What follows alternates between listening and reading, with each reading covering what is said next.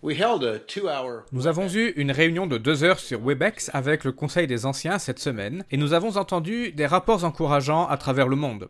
Monsieur Peter Nathan a donné un rapport sur le Royaume-Uni, sur l'Europe et toute l'Afrique. Monsieur Rob Tyler, sur tout le sud-est de l'Asie, l'Australie, la Nouvelle-Zélande, les Philippines et la Malaisie, Myanmar, la Thaïlande et peut-être d'autres pays que je n'ai plus en tête à l'instant. Veuillez m'excuser si j'ai oublié votre pays. Son rapport sur ces régions contenait des nouvelles très encourageantes. Monsieur Mario Hernandez a également parlé des frères et sœurs hispanophones en Amérique centrale et du Sud, ainsi que de la situation aux États-Unis et au Canada, où nous avons beaucoup de membres hispanophones. Ensuite, monsieur Stuart Wachowicz a parlé du Canada. Les directeurs régionaux aux États-Unis ont aussi fait un rapport.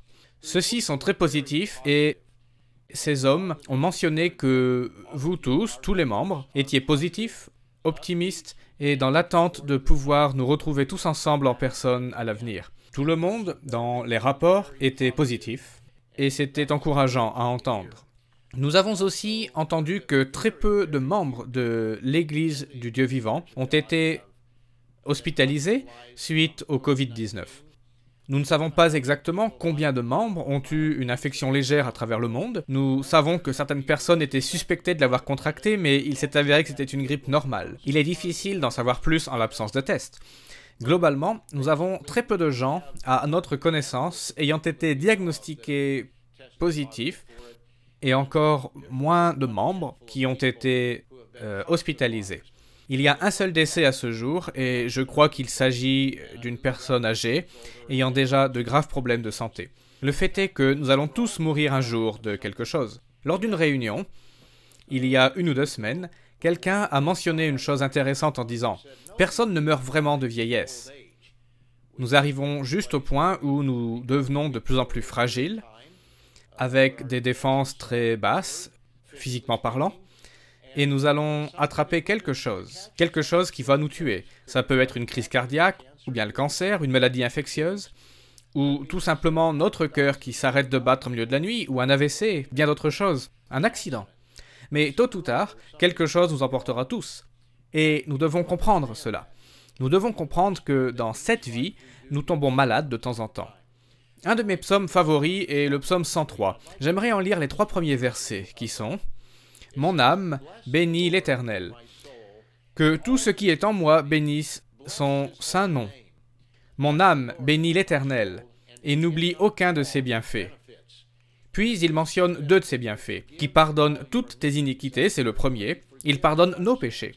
Quelle bénédiction incroyable qu'au moyen du sang de Jésus-Christ, la mort de notre Sauveur, nos péchés peuvent être pardonnés. Puis il ajoute qui guérit toutes tes maladies. Cela indique bien que nous tomberons malades de temps en temps. Mais il peut guérir toutes les maladies. Nous devons rester positifs à ce sujet, comme nos membres le sont, et ne pas espérer que notre guérison vienne de dispositifs et de remèdes humains. Je ne dis pas que nous ne devons pas consulter un médecin ni recevoir des traitements, mais notre foi réelle ne devrait pas être dans des hommes, mais en Dieu. Et parfois, une certaine maladie peut nous tuer. Comme nous le lisons dans 2 Rois 13, verset 14, au sujet d'Élisée, qui était assurément un des plus grands serviteurs et prophètes de Dieu, et Dieu fit de puissants miracles à travers lui, au point qu'après être mort, et que ses os soient dans une tombe, un autre mort fut jeté dans le même tombeau, et cette personne fut ressuscitée par Dieu, lorsque son corps toucha les os d'Élisée. Cela confirmait le statut spécial de cet individu d'une manière très forte. Cependant, nous lisons qu'Élisée était malade de la maladie dont il mourut. Il mourut de la maladie. Dieu nous bénit, nous en sommes sûrs. Je pense que nous sommes tous d'accord avec cela, que Dieu bénit avec une bonne santé dans l'ensemble. Et nous devons faire notre part, nous devons être prudents. Mais Dieu nous bénit et nous ne devrions pas prendre cette bénédiction à la légère et devenir imprudents. Nous comprenons cela. J'espère que nous le comprenons. Nous avons reçu un rapport très positif de M. Nathan au sujet de Nicolas Nozel de Strasbourg, en France. Il est un diacre sur place il rapporte qu'il devrait rentrer chez lui ce vendredi, avant le sabbat. Quelle formidable bénédiction! Et beaucoup d'entre vous avaient demandé de ces nouvelles. Il avait été mentionné 1 ou 2 fois dans nos bulletins, et beaucoup de gens se demandaient comment il allait, car ils priaient pour lui pendant tout ce temps. Eh bien, il devrait être chez lui ce vendredi. J'enregistre le jeudi, donc ce sera pour demain. Il était hospitalisé depuis le 21 mars dernier, il y a presque 2 mois. Une situation très grave, donc, mais Dieu a épargné la vie de M. Nozel, et qu'il en soit loué. Et en priant pour sa convalescence, remercions aussi Dieu pour sa guérison. Madame Patricia McIntyre, l'épouse de notre diacre à Glasgow, en Écosse, vit actuellement dans une maison de retraite médicalisée, et son mari prend extrêmement soin d'elle, et il s'est occupé d'elle pendant beaucoup de temps, avant que ses propres problèmes de santé et sa condition physique ne lui permettent plus de le faire. Elle est dans une maison médicalisée où de nombreuses personnes ont été testées positives au Covid-19, et c'est aussi son cas. Veuillez donc penser à elle dans vos prières. Dans l'ensemble, très peu de membres dans le monde sont tombés malades. Maintenant, cela amène le fait que parfois, certaines personnes pensent, et je ne pense pas que notre ministère pense de cette façon, mais certains membres pensent parfois que si une personne tombe malade, c'est qu'elle a fait quelque chose de mauvais. Ils ont fait de mauvaises actions, ils ne doivent pas avoir assez de foi, ou bien ils ont un péché bien caché, mais ce n'est pas le cas. C'est une des raisons pour lesquelles je voulais mentionner Élisée. Dieu permet que nous tombions malades de temps en temps. Nous avons aussi parlé de la reprise des assemblées, et ce fut une grande partie des discussions, et tout le monde a rapporté que les membres sont impatients de se retrouver et de se revoir en personne. Nous sommes reconnaissants pour les moyens informatiques permettant de nous assembler pour le sabbat, mais ce n'est pas la même chose que de voir les gens en face, en chair et en os. Tout le monde attend avec impatience. Dans certaines régions, comme l'Afrique du Sud, ça pourrait prendre des mois, oui, des mois, avant que le gouvernement n'assouplisse les règles. Et c'est le cas dans beaucoup de régions du monde. Certains gouvernements sont plus stricts que d'autres, et certains mettent en œuvre les restrictions avec plus de sévérité que d'autres.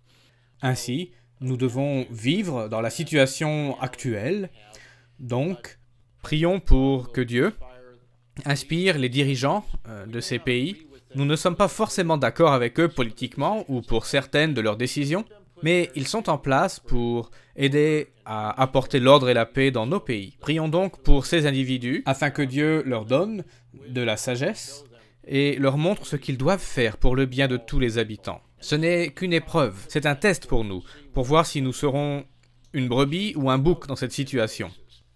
Je laisse la décision de rouvrir et les modalités de reprise entre les mains des ministres locaux, sur les conseils de leur directeur régional et après le feu vert accordé par celui-ci.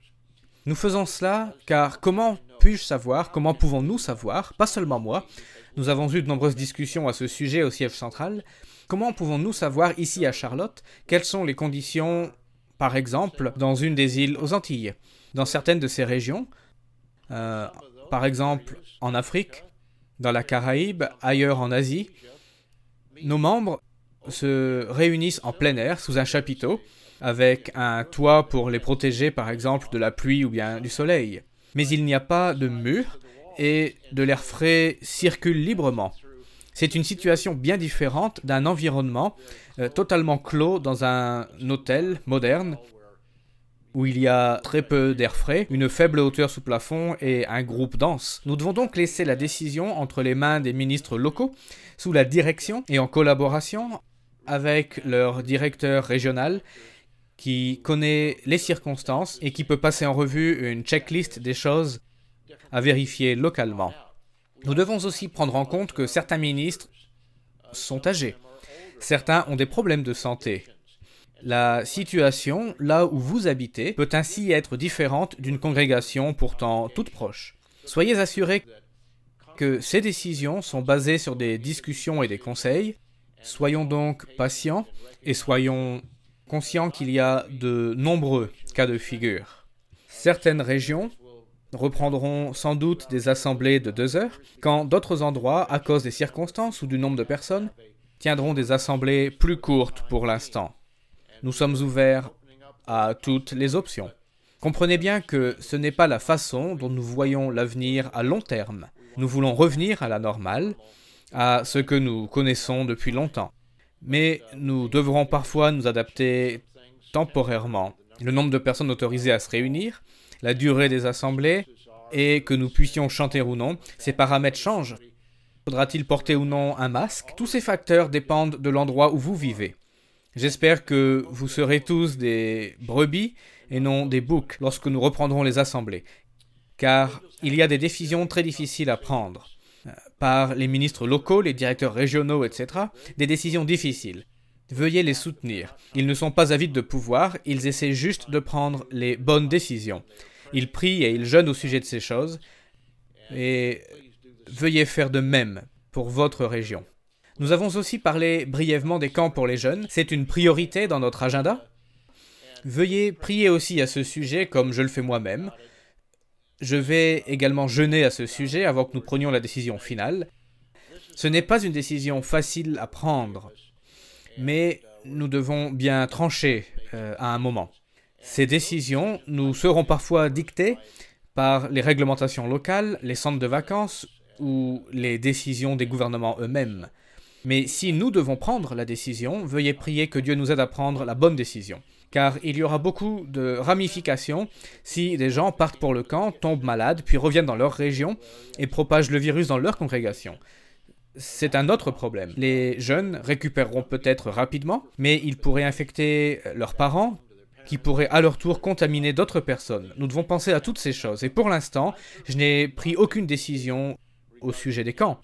Certains aimeraient déjà avoir une décision ferme, mais pourquoi nous précipiter à ce sujet? Prenons la décision avec le maximum d'informations en main. Comprenez bien que toutes ces choses impliquent de prier, de jeûner, de prendre conseil, et nous faisons tout cela. Abonnez-vous à la chaîne YouTube de l'EDV. En bas à droite de cette vidéo, il y a un bouton rouge disant « S'abonner ». Vous pouvez cliquer dessus pour le faire et rester informé de ces communiqués. C'était Gerald Weston pour le rapport de l'Église du Dieu vivant de la semaine se terminant le 16 mai 2020. Passez un bon sabbat et restez en bonne santé.